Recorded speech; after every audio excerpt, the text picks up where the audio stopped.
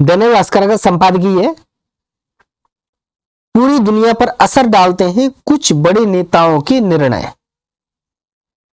Doctor Thomas L Friedman 3 बार Pulitzer award विजेता और New York times में स्तंभकार रहे हैं। ये कहते हैं कि मैं 1995 से द टाइम्स का विदेशी मामलों का स्तंभकार रहा हूं। जो एक सबक मैंने इस अवधि में सीखा है वो है कि अच्छे बुरे दौर आते जाते रहते हैं, लेकिन वे राजनीति की दुनिया में बड़े खिलाड़ियों द्वारा लिए फैसलों से तय होते हैं। मैंने अपने कार्यकाल के पहले दशक में कुछ बुरे निर्णय देखे थे, मुख्य रूप से 11 सितंबर के हमले पर अमेरिका की प्रतिक्रिया, लेकिन साथ ही कुछ आशा जगाने वाले निर्णय भी थे, जैसे मिखाइल गोर्बाचेव के प्रयासों से रूस और पूर्वी यूरोप में लोकतंत्र का जन्म, इत्जाक राबिन और यासिर अराफात के प्रयासों से ओस्लो शांति प्रक्रिया और डेंग जियोपिंग के निर्णयों के कारण चीन का दुनिया के लिए तेजी से खुलना, डॉक्टर मनमोहन सिंह प्रयासों से भारत द्वारा वैश्वीकरण को अपनाना और यूरोपीय संघ का विस्तार, अमेरिका के पहले अश्वेत राष्ट्रपति का चुनाव, दक्षिण अफ्रीका का एक बहुजातीय लोकतंत्र के रूप में विकास, ये सब अच्छे निर्णयों का परिणाम है। इस बात के भी संकेत मिल रहे थे कि दुनिया अंततः जलवायु परिवर्तन को गंभीरता से लेने लगी है। कुल मिलाकर इन घटनाओं ने वैश्व राजनीति को एक अधिक सकारात्मक राह पर चलने के लिए प्रेरित किया था। ऐसी भावना जागी थी कि दुनिया के लोग आपस में एक दूसरे से ज्यादा जुड़े हुए हैं और वे शांतिपूर्ण तरीके से अपनी पूरी क्षमताओं का एहसास कर पा रहे हैं। लेकिन पिछले कुछ वर्षों से मैं इसके विपरीत महसूस कर रहा हूं। मेरे अधिकांश लेखों में बड़े नेताओं की बुरे निर्णयों की निंदा की जाती है, जैसे कि व्लादिमीर पुतिन की सख्त तानाशाही और आक्रामकता, जिसकी परिणति यूक्रेन पर उनके क्रूर आक्रमण में हुई है। चीन में बढ़ते खुलेपन पर शी जिनपिंग का अंकुश, इजरायल में धुर दक्षिणपंथी सरकार का चुनाव, जलवायु परिवर्तन के व्यापक प्रभाव, दुनिया के लोकतंत्रों का अधिनायकवादी नेताओं की ओर बढ़ता झुकाव।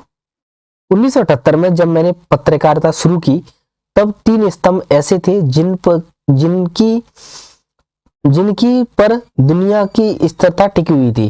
एक मजबूत अमेरिका जो नाटो जैसे बहुपक्षीय संस्थान की मदद से एक उदार विश्व व्यवस्था की रक्षा के लिए प्रतिबद्ध है, और उभरता हुआ चीन और यूरोप और विकासशील देश दुनिया में ज्यादातर सीमा रेखाओं पर स्थिरता।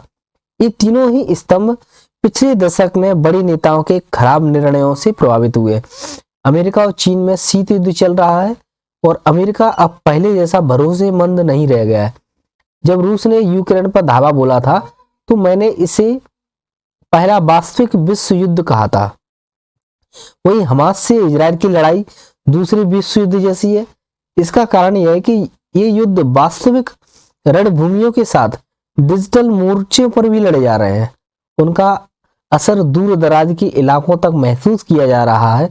अर्जेंटीना के किसानों को ही ले, जो यूक्रेन और रूस से उर्वरक की आपूर्ति अचानक बंद हो जाने से स्तब्ध रह गए हैं, या दुनिया भर के युवा टिकटॉक यूजर्स का गाजा से आए किसी 15 सेकंड के फीड पर देखी गई किसी चीज से क्रोधित होकर जारा, मैकडोनाल्ड जैसी ग्लोबल चेन्स का बहिष्कार करना, या एक इजराइल समर्थक हैकर समूह द्वारा पिछले दिनों ईरान के लगभग 70% गैस स्टेशनों को बंद कर देना, और बहुत कुछ।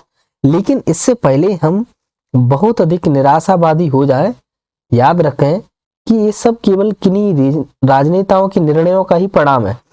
टिप्पणीकारों के रूप में हमें कभी भी उस कायर और बेईमान भीड़ का हिस्सा नहीं बनना चाहिए जो कहती है कि सिवा विकल्प कोई नहीं था।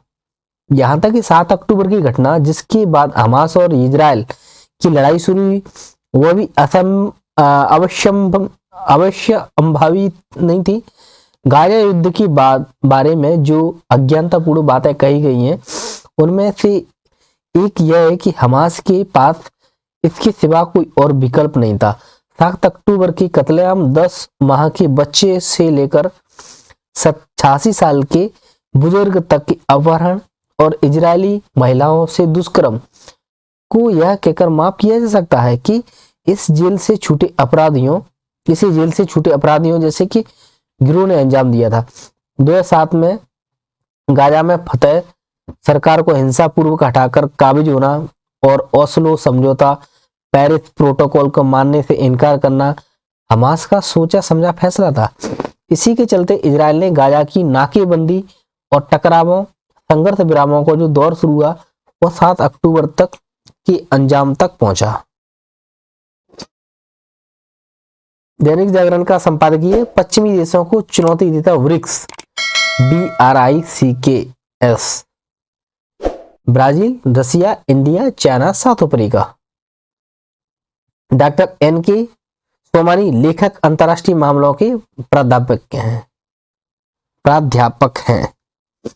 वैश्विक अर्थव्यवस्था के एक चौथाई हिस्से, जो वैश्विक अर्थव्यवस्था का एक चौथाई हिस्सा है, उसका प्रतिनिधित्व करने वाले देशों के समूह ब्रिक्स का विस्तार हो गया है।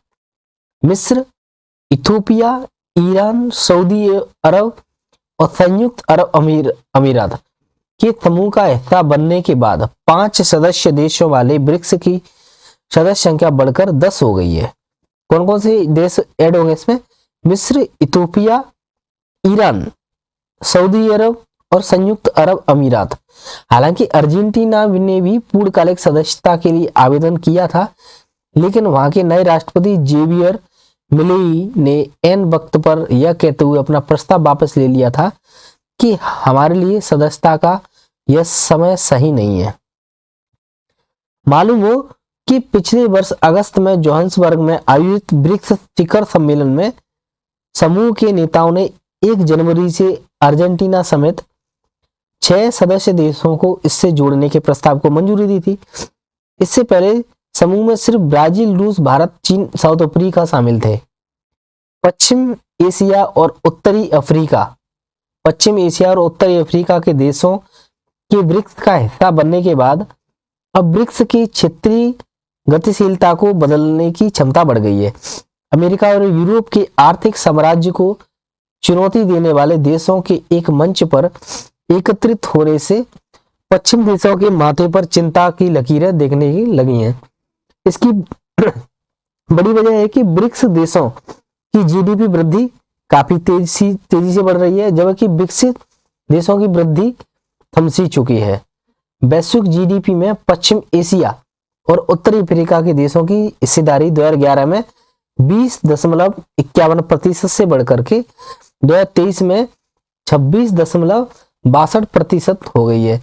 वैसे जिस तरह से अमेरिका और यूरोप के प्रभाव से निकलकर ये देश एक मंच पर आ रहे हैं, उससे यह सवाल उठने लगा है कि अन्य संगठनों की तरह कहीं ब्रिक्स का विस्तार ऋतु आपसी कलह का केंद्र न बन जाए।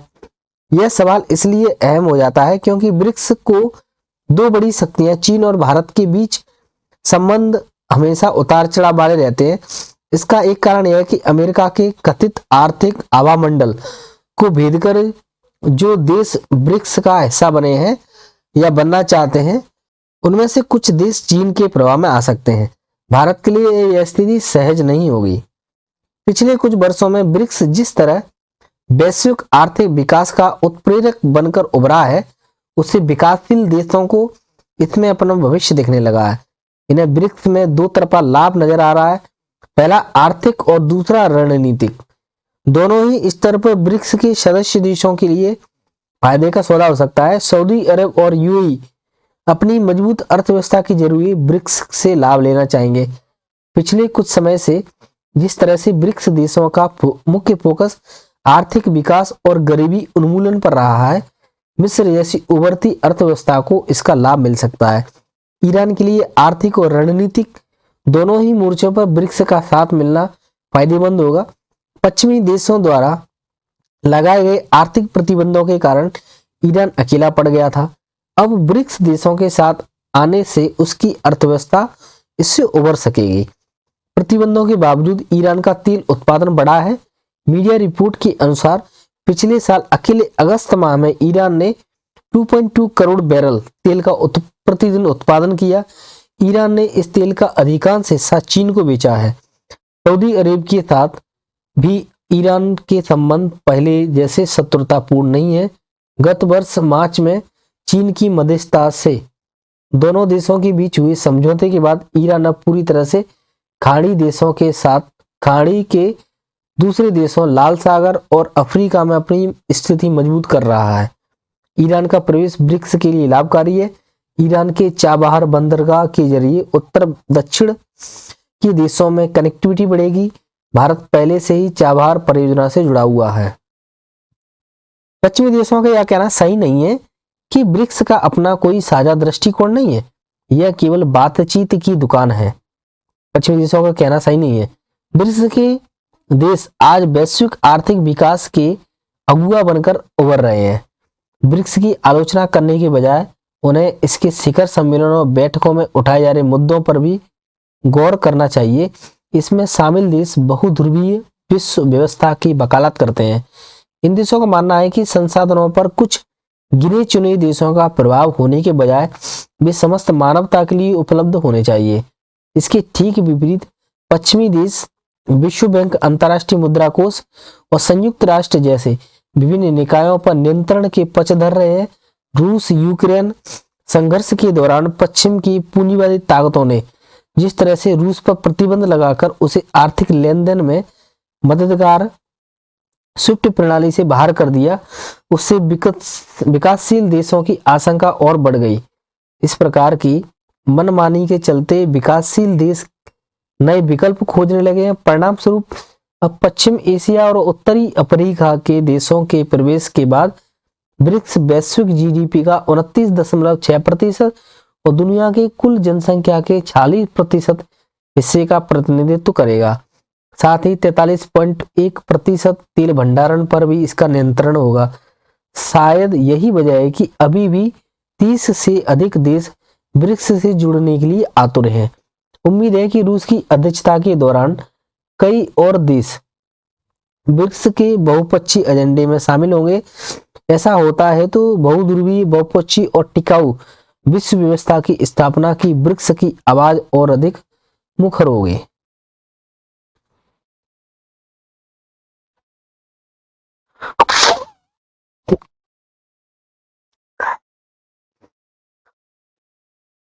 राष्ट्रीय सहारा का ये संपादकीय कोचिंग सेंटरों की मनमानी। भ्रामक विज्ञापन देकर छात्रों और अभिभावकों का शोषण करने वाले कोचिंग सेंटर पर नकेल कसने का सरकार ने तैयारी शुरू कर दी है। केंद्रीय उपभोक्ता संरक्षण प्राधिकरण सीसीपीए द्वारा गठित कमेटी ने कोचिंग सेंटरों की मनमानी रोकने के लिए दिशा निर्देश तय कर दिए हैं और इस बाबत जो भी नियम कानून होंगे वो सभी कोचिंग सेंटरों भले ही ऑनलाइन हो या भौतिक रूप में हो इन पर लागू होंगे। सीसीपीए उपभोक्ता हित में सक्रिय केंद्र सरकार का निकाय है जो दृढ़ता से उपभोक्ताओं के अधिकारों की रक्षा करने में विश्वास रखता है। दरअसल दिनों दिन प्रतिस्पर्धी माहौल बढ़ने से अच्छे और सम्मानजनक कैरियर में जाना युवाओं के सामने बड़ी चुनौती के रूप में आ खड़ा हुआ है।